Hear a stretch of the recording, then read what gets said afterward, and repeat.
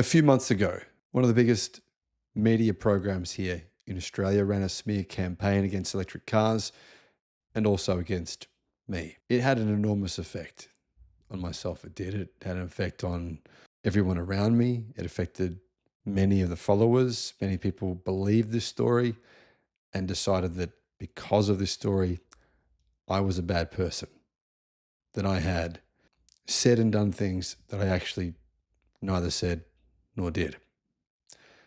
And I've got to tell you the truth, that affected the channel big time. It affected the views. It affected absolutely everything. Over the last 3 years, adversity has been, well, it's felt like adversity has been just around the corner every day. And there's been many times where I've, as you guys know, felt highly emotional, especially recently with the attacks from the mainstream media here in Australia, which have felt pretty targeted and intentional and incredibly deceitful. I have to admit, there's times when you just feel like giving up and just letting them win. But there was a story that I read, a story that rings over and over again in my mind, repeats itself with a very powerful message, a message that says, well, you'll have to hear the story first. I'm exceptionally grateful for some of my mentors. One of my mentors is Tom Corley, and Tom Corley writes regularly about the habits of rich people, what rich people do, what their habits are, and why they're so different from other people.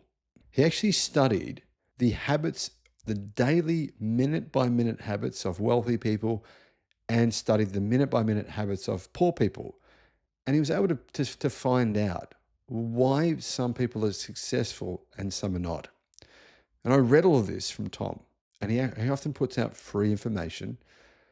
And it honestly, many, many years ago, really helped change my life. Hello, my friends. Welcome to the channel. It's great to have you with us. I'm Sam Evans. And actually, the truth behind everything here is, for me, this YouTube channel was a mechanism to help improve people's lives. Ultimately, that's what it came down to. Yes, Tony Seba, I wanted to share his belief for the future, the positivity, the technology that could change the world. But ultimately, for me, it's more than that.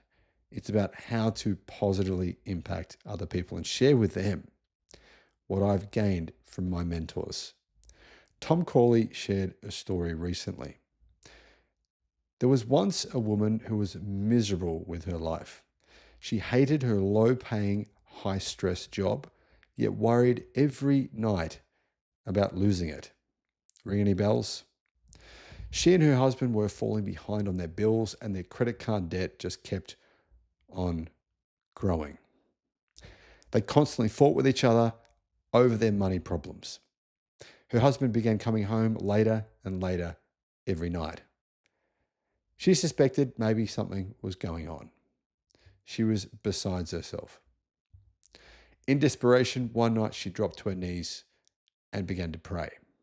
Now, guys, I should point out, I don't personally believe in God. This is just a metaphor. She continued praying for several months, every night begging God for her to fix her money problems and make her happy. Then, one night, God appeared to her in her bedroom. She was shocked. "I'm very sorry to see you unhappy, my child. What can I do to help?" said God. The woman thought long and hard. "Please, dear God, help turn my life around. I want to stop fighting with my husband, and I want all of my money problems to go away. I want to finally be in control of my life." God thought for a minute, and then he said, "I will give you a gift. It is my greatest gift. This gift has the power to completely transform your life. Do you accept my gift?" Yes, I do," she immediately said. "Please give me your greatest gift so that I can transform my life." With that, God bowed his head and he said, "My greatest gift is bestowed upon you, my child." God slowly faded away. Then he vanished into the night. As years went by, while the woman's life didn't get better, it only got worse. Everything collapsed in on her. Unpaid bills, credit card companies relentlessly pursuing her. Imagine the stress. She lost her job. Her mortgage company initiated foreclosure proceedings. And then, the final straw, her husband left her. At her breaking point, in complete desperation, she began to cry uncontrollably. Between the sobs, she screamed to the heavens, "God, you are a fraud. You're a liar. You've given me nothing but problems. You didn't do anything to help me." After the tears finally subsided, she lay in her bed, completely exhausted. Laying there, she whispered to herself, "God has abandoned me. My husband has left me, and no one is going to help me." She was completely and utterly distraught. But after some time, she became reconciled to the fact, and she somehow found the strength to pull herself out of bed, get up, shower, and dress. She sat on her couch for what seemed like hours, pondering her next move. Just then, a thought entered her mind. She meandered up the stairs in the attic, pulled out her old paintbrushes, along with her old paint bottles, and set up one of the many blank canvases covered by blankets for many years. And then she began to paint. Hours became days, days turned into weeks. At some point, she paused and put her brushes down to look over her work. She found herself surrounded by dozens of the most beautiful paintings she had ever created. She marveled at her own work. "I believe this is my best work ever," she said to herself. And just then, another thought entered her mind. Maybe I should try to sell some of these paintings. The next morning, she found herself planted on a sidewalk next to a city park, her paintings displayed for everyone to see. A young couple slowed down to admire one of the paintings. "How much?" they asked. Somewhat startled, she spits out the words, $300. The couple moved off to the side, looking through their wallet, his wallet, and her purse. And when they were done, they turned back towards the woman. "All we have is $200, they said. "Sold," she heard herself say. Not long after, an elderly man inquired about the price of another painting. "How much?" he asked. $500, she heard herself say. "Fine," the elderly man replied, and he handed her the money. By the end of the day, the woman had sold all of her paintings. She counted her money, a staggering $4,700, more money than she'd ever made in a single day in her life. She could hardly believe it. She floated back home, proud, enthusiastic, and happy for the first time in a long time. Over the next few days, the woman filled dozens more canvases and once again plopped herself down near the same place by the park. By the day's end, she counted her money. $8,600. "I can't believe it," she sang to herself. Day after day, the woman continued to paint and continued to sell her paintings. She accumulated more than enough money to pay off all of her delinquent bills, paid down all of her credit card debts, and brought her mortgage up to date, putting an end to the foreclosure proceedings. With the money she had left over, she decided to open her own art studio.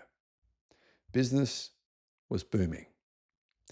Soon, other artists asked if they could display their own paintings, and her cut was 30%, reasonable. Years went by, and the woman purchased the building she had been renting her studio in. She now had 10 tenants paying her rent, which covered the building's mortgage and property taxes, leaving her with a nice monthly profit. Plus, her studio was making her wealthier every day. One night, laying in her bed, God suddenly appeared. I've been keeping a very close eye on you, he said. I'm so happy to see that your life has completely turned around and that you are doing so well now. You seem so happy. The woman stared at God in utter disbelief. Keeping an eye on me? Are you kidding? Since our last meeting, since you promised me your greatest gift, my life completely fell apart. I lost my job, my husband left me, and I nearly lost my home. Where were you when I needed you most? You did nothing for me. I had to do it all on my own. But don't you see, my child? I did give you my greatest gift, God said in a kind tone. Still staring at God in disbelief, the woman shook her head and demanded of God, "What gift?" I gave you the gift of self-reliance, my child. My gift enabled you to lift yourself up and for the first time, take responsibility for the circumstances of your life. The adversity you experienced was necessary in order to force you to become the best version of yourself. Once you became self-reliant, you were able to tap into your inner talents and your inner strengths. The adversity forced you to grow and forced you to find the solutions to your problems.